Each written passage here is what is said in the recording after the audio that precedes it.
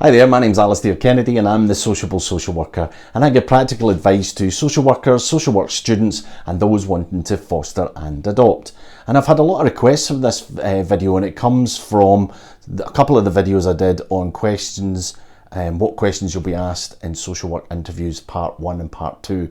If you haven't seen those videos, go have a look.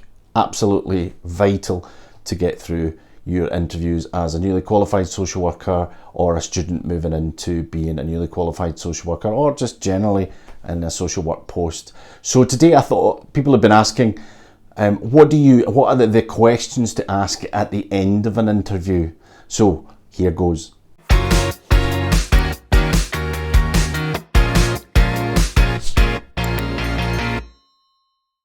So at the end of an interview, it's just human nature to just want to get out there, out of that office or wherever as quick as possible. Even if you've done incredibly well in an interview, it's human nature just want to get out of there, isn't it? So, but it's crucial you spend that last part of the time in the interview asking specific questions about the job. So what questions can you ask that are really specific, to the point, and crucially make them remember you? So idea number 1, what's a typical day like in this job? Now what they should say is there's no typical day in social work. That would be a really top class answer from the interviewer. But what they should be giving you is a kind of idea of what the role is about, and if they can't, then that's a bit of a red alert. Idea number 2, what specific training will I require for this role? You know, they should know straight away what training you're going to be required. If it's for a child protection role, then they should be right up to speed with that. If this is where you gauge where if you'll be supported in this role or not through with training to back up your practice. If they are vague, walk away. Idea number 3. What would be my key tasks or my objectives, do you think, for the first week in the job? Now, this isn't so much for them to answer. It doesn't really matter what they say back to you, but it's crucial for you to show them that you're thinking ahead, thinking that you're going to get the job, which is crucial because that just shows that you're thinking ahead and that they know you want the job. And really, it's just about showing your willingness and that you're willing to do the job, and they'll be impressed by that. Idea number 5, what size will my caseload be? Now, it's a bit of a tricky one, this. You can be kind of seen as being proactive or kind of work shy, so you need to be quite careful what you say.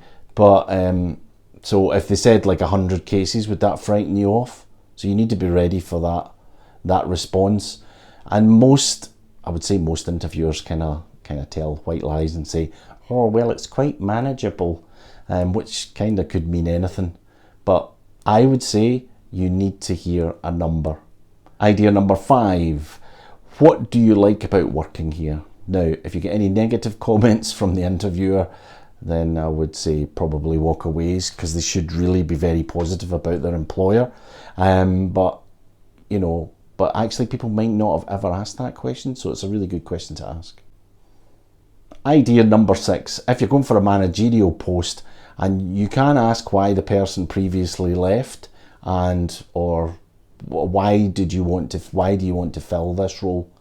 A simple and concise question. Whether or not you get the real answer from them is another thing, but you'll find that out when you're in the job anyway.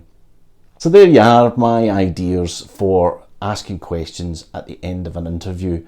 If they don't give you an opportunity to ask any questions at the end of the interview and they just want you out the door, that doesn't mean you've done a bad interview or a good interview.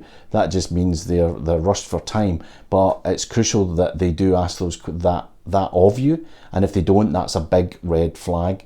Also, if they can't answer the questions, then that's a big red flag as well. So best of luck, and please let me know in the comments how you got on. If you like this video, give it a thumbs up. If you want to subscribe, press the subscribe button. And if you want notifications for other videos, which there's going to be loads of in the next few weeks, then ring the little bell, ding-a-ling-a-ling. Okay, best of luck.